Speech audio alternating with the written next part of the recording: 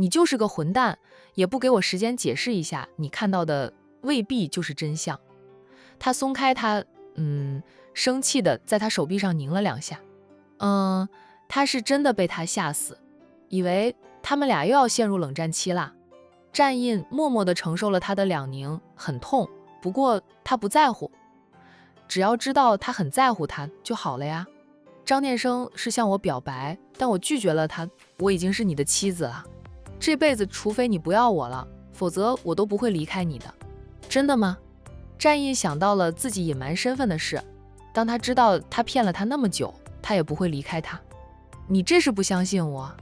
战印轻叹一口气，又把他拥入怀里。海童，看到你和张念生在一起，我当时是很生气，本能的反应就是离开。我也知道这怪不得你的，是张念生纠缠你。其实我就是吃醋，我酸的牙都软了，想到张念生深爱着你，你和他还有10几年的交情，我就酸。他和他相识的时间并不长，比不得他和张念生10几年的交情呀。张念生比他先认识他，比他先爱上他，他处处落后于张念生。我和念生，我上次就和你说过了，我是把他当成弟弟看待的，对他没有半点女之情。我要是对他有儿女之情啊，咱们也不会领证，我早就找念生和我假结婚，让我姐放心了。战印知道他说的是实话，可他心里却老大不爽。海童那番话就是说，他要是喜欢张念生，就没有他战印什么事儿，他哪里凉快哪里去，还吃醋啊？海童仰头看着他黑沉沉的脸，好笑的捏一下他的脸，有没有星探哇你去当明星，专门演黑脸包公，就都不用化妆。捉住他的手，他低沉的道：吃醋啊？你不是说过你不吃醋吗？说醋太酸，你不喜欢酸味。他无从反驳，干脆就低头堵住他的红唇。海童还记得这是在他公司门口，虽说上班时间吧，但也有人出出入入的。只让他碰了一下唇瓣，就赶紧推开了他，软声说道：战印，相信我，在我们还是夫妻期间，我绝对不会做出对不起你的事情。我相信你啊。战印拥着他走回他的车子前，拉开车门，先上车，外面太冷了。望城早已大雪纷飞，管城才开始气温下降。海童被他塞上了车后座，他也跟着上来。车门一关，他就把他推压在车椅背上，气压住他，与他抵死缠吻。索要了数次相吻之后，战印的酸溜溜消减了不少。以后不要再见张念生。战印提出要求。我知道你不爱他，但他爱你却是不争的事实。他爱而不得，谁知道会对你做出什么事来？他敢对我动手动脚，我会揍得他满地找牙。你是会拳脚功夫，但还是要远离他。你老公我心眼太小，见不得你和他在一起。哪怕是他在纠缠你，我也会吃醋。以前他也吃醋，只是他这死不承认而已。若不在乎，他压根不会在乎他和谁在一起。就是在乎了，他才会生气，才会做出一连串失去理智的举动。他来了，我就赶他走，但我无法砍断他的腿，不让他过来呀。战印冷着脸，我会让他不敢再来的。你想做什么？可别做出傻事啊。战印捏捏他的脸，放心吧，有了你，我是绝对不会做傻事的。他还要和他共度余生呢。他已经开始断了与张氏的生意往来，再截胡张氏在谈的一些项目。张氏自会明白是战氏针对他们，他等着张总来找他问原因。那海童阻止不了张念生，他的父母还阻止不了他。看在小军的份上，你别把他锤死了。提到沈小军，战印不着痕迹地问道：沈小姐怎么不阻止张念生啊？难道沈小军还是想帮着他的表弟？小军发烧了，去了医院，没有回店里。说完后，海童反应过来，好笑地说着醋坛子：你该不会怀疑小军是帮着念生纠缠我吧？他不是那样的人，他是最希望念生放下的人。沈小军跟他是好闺蜜，最了解他的为人脾性，知道他不爱张念生就是不爱，就不管张念生做什么，他都不可能改变的。张念生就执着于他，只会是他受伤害。沈小军是张念生的表姐，她心疼自己的表弟，唯有劝表弟挥剑断情丝。那只有放下了对他的执着，张念生才能活过来。所以谁都可能帮着张念生，唯独沈小军不会。那是我误会沈小姐了。沈小姐生病了呀。等会儿她跟苏南说一声，让苏南有个借口联系沈小军。发高烧了，可能是天气骤然变冷，她要风度不要温度，受了寒感冒了。海童每次看到好友在大冬天都还穿着裙子，虽说是冬裙啊，她都觉得不如穿衣服暖和，总是笑说好友要风度不要温度。她就不一样了，天气冷的时候恨不得裹着棉被出门。战印，你手机给我。怎么了？海童伸手索要他的手机，让我看看我还在不在你的微信好友列表，有没有又把我删除，你是有前科的人啊。啊，我得检查检查，你要是真的又把我删除，这辈子你都别想再加回我。他也是有脾气的人。战印乖乖地掏出手机，解了锁，点开微信，让他检查，嘴上说道：删是很容易，加回来很难，我犯一次就够了，不会在同样的错误上犯第二次的。那上次重新加回他的微信时，他说过，如果他们在互相删除对方，就是他们一刀两断的时候。看到自己还在他的微信好友里，海童放下心来。不过看到自己给他发了那么多的信息，他竟然狠着心肠不回复他，他又有点来气，把手机塞回到他的手里。他拉开车门说道：行了，我解释清楚了，你下车。进去上班吧，我也得回店里呢。小飞带着他妈妈过来了，我让他帮我暂时看一下店的。战印瞅着他看，试探地问：彤彤，你在生气啊？我才没有你那么小心眼儿。战印，你就是生气了。是，我生气了。我给你发那么多信息，你竟然狠着心肠不回复我。海童下车，同时也把他拉下了车，把伞塞回到他手里。说道：你快回去上班吧，我真的要走了。他还饿着呢。他起了大早给他煮的红糖姜水，他也还没有喝。现在呢，腹部有点痛了。我在这里看着你走啊。商小飞母女过来找他，想必是为了商太太妹妹一事，战印就不好把他留在这里。海童坐回驾驶座上，向他挥挥手，说道：中午要是过去吃饭，提前跟我说一声，否则你过去只能洗碗。好啊。商太太母女俩若在他的店里，他是不会过去的。海童呢，很快就开着车离开。战印站在那里目送着他的车子远去，直到看不见了，他才转身往回走。却不知道苏南拿着望远镜和战一晨轮番在看着公司门口的小夫妻。至于那些被通知来开会的管理们，苏南跟他们说了些工作上的事，就散会了。我要是有顺风耳多好呀。苏南放下了望远镜，能看到听不到，也不知道那根木头和总裁夫人说了什么。那在车上，小夫妻肯定做了儿童不宜的事。哇，真想不到战印这种正儿八经啊严肃冷冽的人也会做出那样的事情来。爱情的力量真牛逼哈。不对，是醋的力量。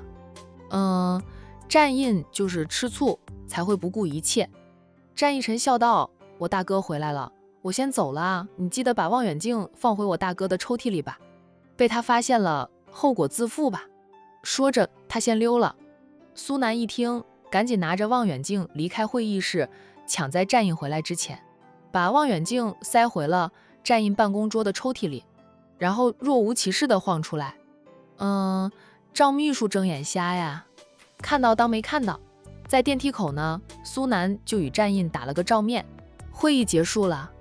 战印好心情地问着：刚结束啊，怎么你还有要补充的呀？没了。战印越过苏南就走，走了2步又停下来，扭头对苏南说道：沈小姐啊，发高烧去了医院。苏南淡定的道：是吗？等战印一走，他马上就掏出手机打电话给沈小军。那在电话里对沈小军嘘寒问暖，知道沈小军还在医院输液。他说道：沈小姐，我现在过去陪你吧。苏先生，不用了，我妈陪着我。这样呀，那你要注意身体啊，多喝热水啊。沈小军为了耳根清净，不惜在段太太的生日宴会上一躺，说明他被催婚催得很厉害。他要是过去看望沈小军，被沈太太看到，那怕是难以脱身。虽说沈小军很对他胃口，两个人八字还没有一撇呢，未到见家长的时候，他这一边他只让苏少主知道，其他人都不敢说，就是怕长辈们呼啦啦的去了几车人，把沈小军吓坏。那沈小军谢过苏南的关心，就两个人没有聊太久，就结束了通话。商小飞母女俩在海桐的这书店里等着他回来。张念生在商小飞母女俩来了之后呢，就走了。他母亲提醒过他的，遇到商小飞离得远一点，这枚商家的辣椒他们惹不起的。商太太已经认定了海桐姐妹俩就是自己的外甥，她在海桐的店里转了好几圈啊，每一个角落她都看过，就也看到了很多其他物品。她不解地问着女儿，海桐的书店里怎么会有这么多的护肤品、化妆品？海桐还开着一间网店，卖的是她亲手编织的工艺品，商太太是知道的。她看过女儿拿回家里的那只招财猫，编织的是很好，女儿爱不释手啊。商小飞的脸一下子就红了。她不自然的道：妈，这些东西都是我买的，我心情不好的时候就去逛街购物，就不管我能不能用到，一通扫货，扫完了货冷静下来，又觉得我用不到这些东西，也怕你骂我，我就往海桐这里送了。商太太，你这是把海桐这里当回收站了。商小飞吐吐舌头，忙上前挽住母亲的手臂，撒着娇说道：现在知道海桐可能是我表妹啊，我给我自己的表妹送点东西，那是我当姐的一片心意，绝对没有让她收垃圾的意思。是，多亏了你妈才有可能找到你小姨，只是……商太太没有再说下去，她既期盼着她和海桐做的鉴定结果显示两个人有血缘关系，又害怕两个人有血缘关系，因为有了血缘关系就代表她的妹妹死了，还是死了15年。她想再见妹妹一面，只能等她将来百年归西了，在九泉之下与妹妹重聚。妈，商小飞知道母亲难受，他挽紧母亲的手臂安慰着，虽然小姨可能不在人世了，但她还有2个女儿呀，妈找了几十年，能找回2个外甥女也是一种安慰。哎，还有洋洋呢，洋洋多可爱啊，我一见她就很喜欢，羡慕海桐有个这么可爱的外甥，没想到也有可能是我的外甥，呵呵，我要给洋洋买很多很多的玩具。商太太想到那个可爱的孩子，心头也是软软的。洋洋那件事后续处理的怎么样了？哎，你问过海桐了吗？需要我们帮忙的，你跟海桐说，尽管开口，不管她是不是我的外甥女，只要她开口，我们都会帮她。怎么说呢？海桐也是她宝贝女儿为数不多的好朋友。商太太爱屋及乌，对海桐本就高看2眼呀。我还没有问海桐，昨天妈吓死我了，我哪有心思问海桐？我想，应该解决了吧。海桐的丈夫挺给力的，她姐妹俩每次遇到困难，她先生都会拼尽全力帮忙。海桐和她先生还是闪婚的呢，比她姐嫁个相识12年的男人好多了。哇，那个周渣渣换成是我早就踹死他。商太太关心地问，海桐是闪婚的吗？她闪婚的丈夫是哪里人啊？做什么的？好像是打工的，在战氏集团上班。有点巧的是，他也姓战。不过海桐说，他先生和我们认识的那个战家没有关系。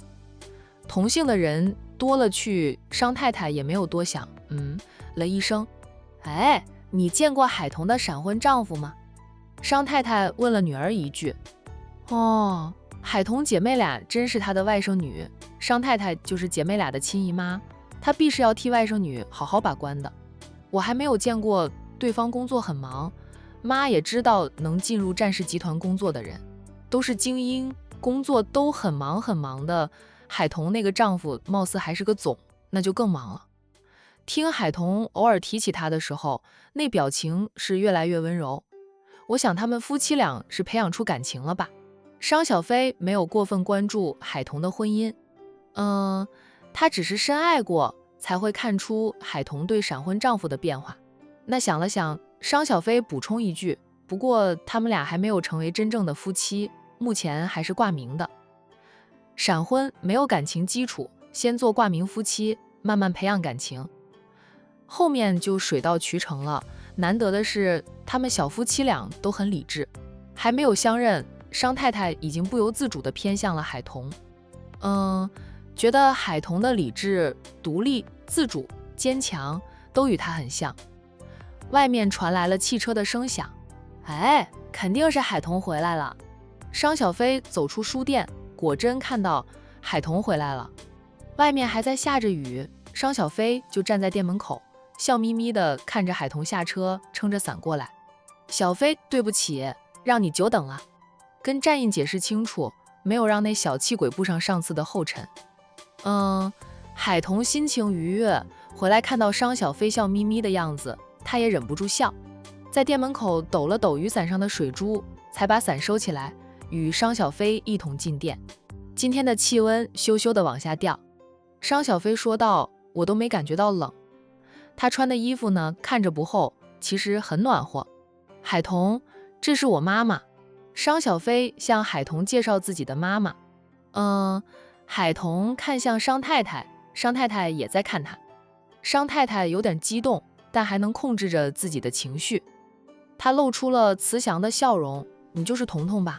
小飞常跟我提起你的。”阿姨好。海童礼貌地问好，他的情绪控制得比商太太还好，并没有因为商太太可能是他大姨就激动万分。在他们还没有做过 DNA 鉴定之前，海童都不会先入为主的把商太太当成自己的大姨。阿姨，你请坐吧，我去给你倒杯水。商太太忙道：“彤彤，你不必客气哈，我和小飞在你店里也坐了好一会儿，已经喝过水了。”他看向放在收银台上的那份打包好的早餐以及那只保温杯，眼底有着心疼。哇，说到彤彤啊，你还没有吃早餐是吧？哎，你先吃，吃完了我们再聊聊。以后啊，不管发生什么事，吃饭呢一定要准时，别饿坏了胃。现在这个时间，有些人都吃午饭了。哎，海童还没有吃早餐呢，商太太不就心疼了吗？商小飞也说，海童听我的话准没错，以前我3餐不正常吃，伤了胃，调养了很长时间才调养好。现在啊，哪怕我熬夜到凌晨3点才睡，就每天的7点过后8点之前，我妈必定把我从床上拖起来吃早餐的。商太太就瞪着他，你好意思说？商小飞俏皮的吐吐舌头，我脸皮一向很厚，没什么不好意思说的。海童被他逗笑，我的早餐可能不热了，我拿进厨房热一热。小飞，你是我这里的常客了，帮我好好招待阿姨。商小飞笑道，放心吧，我母女俩不会客气的，把你这店当成我自家的一样。海童心想，以你家里的财力，我这店还入不了你的眼呢。他拎着那份战印打包回来的早餐进厨房，重新加热后就在厨房里吃。战印给他准备的红糖姜水是用保温杯装着的，倒是还热腾腾。天气冷了，他又恰好老朋友来报道，感觉手脚都凉凉的。捧着保温杯喝着红糖姜水，海童觉得肚子都舒服多了。手机响了起来，他边喝着红糖姜水边掏出手机来看，是战印打来的。他接听，到店了吗？战印是算着时间打电话，到了。你在吃什么啊？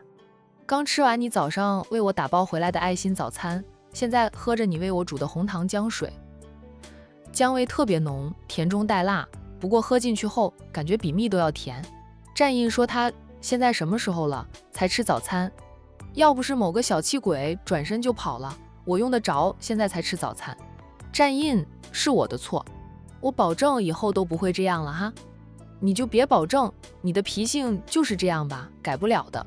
末了，海童笑嘻嘻的道，我是不想你老被打脸，那么好看的一张脸老是肿肿的，就变得不好看了。敢打他脸的人除了奶奶就是海童了。中午过来吃饭吗？不过我可能中午没时间做饭，也有可能是出去吃。他准备请商小飞母女俩吃饭。哎，商小姐还在你店里啊？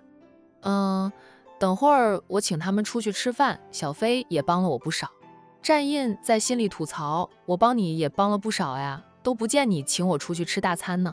嘴上却说道，我给你转点钱，你请他们去酒店吃吧，我中午走不开，就不过去了。海童笑道，我有钱，你不用转钱过来了。放心吧，阿姨的身份摆在这里，我在抠门，也不会请她去大排档吃饭的。她其实也不算抠门，就是花钱有计划，该花的就花，不该花的她不花。现在她和战印的小日子是越过越有滋味，那是他们俩还没有宝宝，等有了宝宝，花的钱就多了，养孩子的成本是最大的，要不怎么会把孩子称为吞金兽？哈啾，海童打了个喷嚏。战印在电话那边听着，顿时心疼又自责，刚才不穿外套就下车，雨又大，还夹着寒风，着凉了。我身体好得很，我打喷嚏是你在想我了，别忘了哈，我正在喝着你给我煮的红糖姜水呢，能驱寒的。战印忍不住莞尔，是，我想你，我很想你。你不想我吧？我都没有打喷嚏。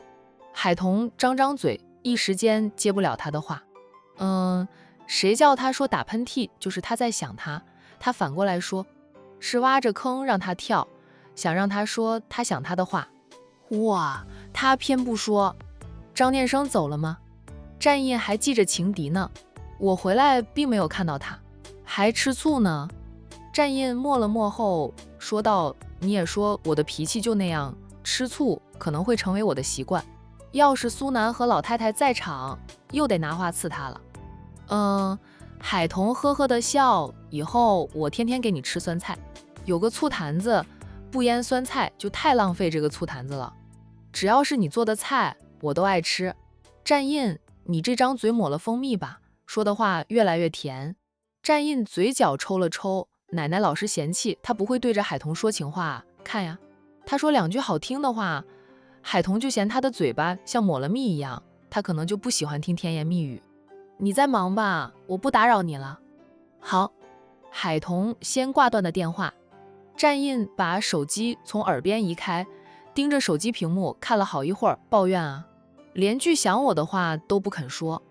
放下手机，他很快就调整好情绪，投入了繁忙的工作中。海童喝完了红糖姜水，把保温杯清洗干净，再从冰箱里拿了些水果，清洗干净放在果盘里，端着果盘出去。商太太母女俩坐在收银台外面。哎，阿姨。海童把果盘放到商太太面前，阿姨吃点水果。谢谢。商太太道了谢，等海童坐下后，她也没有拐弯抹角，直白的道，海童，我今天过来，想必你也猜到了原因。我8岁的时候呢，就和妹妹分开了，已经过去了50年，在这50年里，我无时无刻都在牵挂着我妹妹，担心她在养父母家里过得不好啊，又担心她不记得我这个姐姐了呀。那在她被领养后呢，我也经常向院长妈妈打听她的近况，可惜的是都没有结果。等我长大后有能力了，我尝试了各种办法寻找我妹妹，以前不好找。现在互联网发达，我想着容易一点的，还是一次次的抱着希望又遭遇失望。海童听商小飞说过这些细节，看过你姐和洋洋后，我的直觉告诉我，你们就是我妹妹的女儿。洋洋和我妹妹小时候很像，在你姐姐家里，我也看到了她的结婚照，她更像我妹妹。我想你能和我一道去做一次 DNA 鉴定吗？见海童没有马上答应，商太太急切的道，不管结果如何，我都能接受的。商小飞也说道，海童，你要是没时间跟我们走一趟，你给我们几根带着发囊的头发，我们拿去也可以做鉴定的，不用你到场。当然了，海童愿意和他们一起去鉴定中心那里抽血做 DNA 鉴定更好一点。你要是担心没有人帮你看店，要不你和我妈一起去，我留下来帮你看店。海童等母女俩说完后，她说，阿姨，小飞，你们等等，我打电话给我姐，跟我姐商量商量。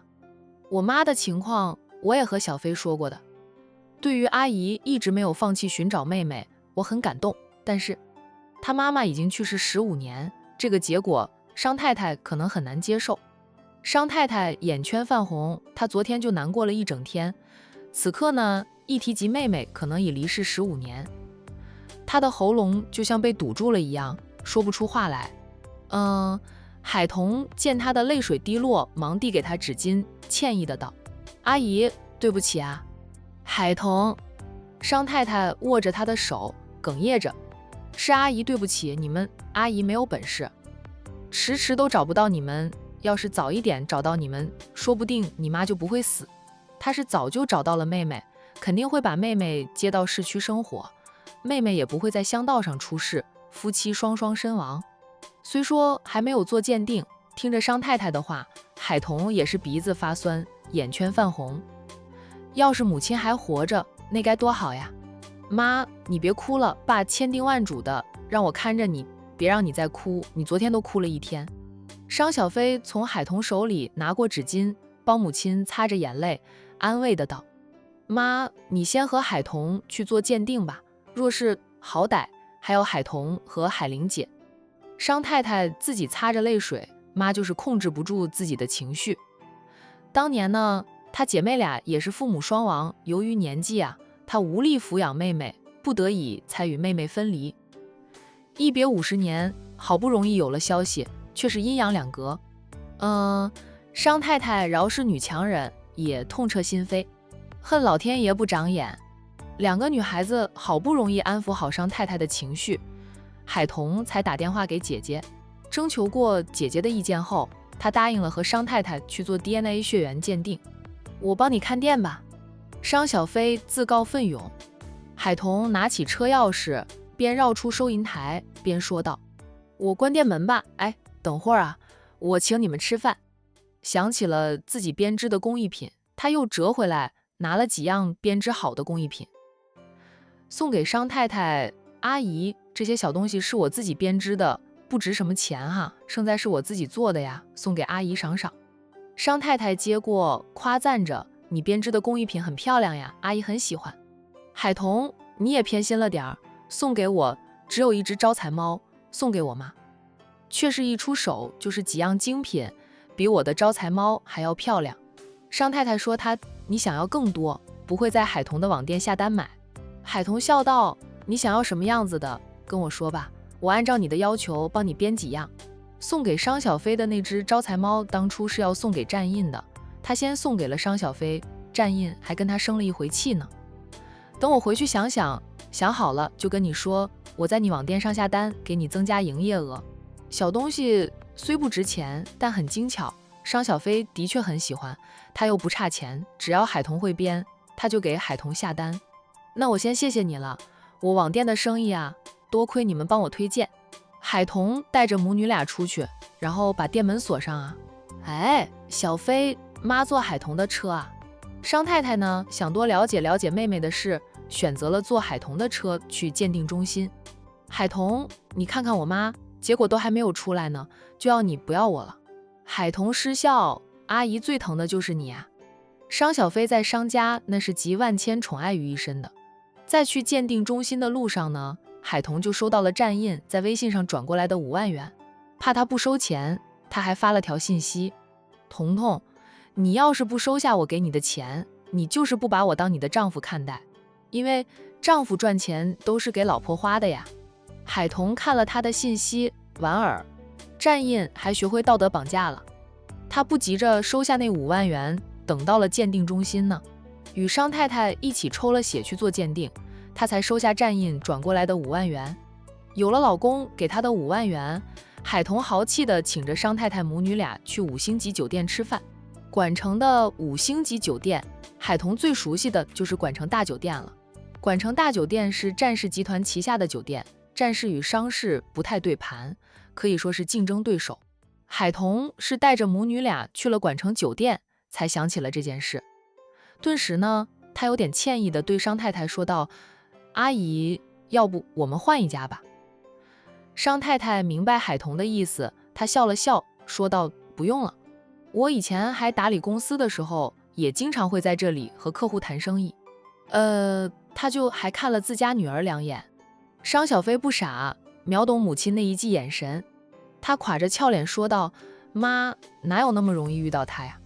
就算遇到了又如何？从看到战印戴着婚戒的那一刻起，商小飞就痛得像刀割，依旧逼着自己放下。大嫂说，哎，3条腿的男人找不到2条腿的男人通街都是，他商小飞不愁嫁，肯定能找到和战印一样优秀，却只爱他商小飞的优秀男人。那海童见母女俩不介意，才请着母女俩进去。大堂经理自是认得海童，不过他就不敢称呼海童做大少奶奶，只能热情地带领着3人往里走。等3人坐着电梯上楼后，大堂经理往回走啊，走着走着，他停下来，扭头看着电梯口，自言自语：大少奶奶身边的2个女人是商太太和商小姐吗？他看着眼熟，很像那对母女俩呢。他要是没有看走眼，大少奶奶这是和商家的人在一起啊？大少爷知道吗？大堂经理带着这个疑问啊，就边走边嘀嘀咕咕的，没走几步呢，他看到了几个男人在一班保镖的簇拥下走进来，就走在前面的那几个男人呢，分别是大少爷、2少爷以及苏总，另外几个男人应该是重要客户呀。大堂经理快步迎上前去。战一晨每次看到大堂经理，就想起大堂经理那纠结的样子，他忍不住想笑。邹经理啊！战一晨温和地叫了大堂经理一声。邹经理忙应着2少爷请吩咐。哦，对了，邹经理小声地对战一晨说道：2少爷，数分钟前大少奶奶才带着2个人进去，挑了至尊号的一间房。我看大少奶奶带着的那2个人像是商太太和商小姐。战一晨脚步一顿，低声问：看清楚了吗？哎，真是大少奶奶啊！2少爷，我的眼神利得很，大少爷带着大少奶奶来过的，我认得大少奶奶，那是大少奶奶耶。他们这些人必须在见过一面后就记住大少奶奶的样子。好啦，我知道了。你去忙吧。战一晨快步跟上大部队，来到兄长的身边，低声提醒：大哥，邹经理说看到我大嫂数分钟前带着商太太母女俩进来，他们挑了至尊号的房间。那种房间在管城酒店是最高级的雅间，钱包扁一点的人都不敢选择至尊号的房间。不过大嫂要是请商太太吃饭，也的确要选至尊号。知道了。战印对此没有半点意外，不会撞上的。战印低沉地说了句，他一般都是请着客户上顶楼的总统套房，与至尊号的房间不同楼层，他有专用的电梯，就酒店的客人没有他带着都进不了他专用的电梯，除非夫妻俩在电梯口遇上，否则都不会碰面。战一晨见兄长胸有成竹的，那就不再多嘴，反正装穷的主角是大哥，真与大嫂撞个正着，让大嫂知道了大哥的身份，那也是大哥的事啊，他们就是看戏的人呢。战印一行人并没有和海童3人撞个正着，不过呢，战印在进入电梯时，被刚从另一层电梯里出来的周红林和叶佳妮看到了身影。周红林只觉得那道身影眼熟，当他想看清楚一点时，电梯门关上了，保镖团还没有上楼呢。察觉到周红林站在电梯口窥视，他们那齐刷刷的瞪着周红林。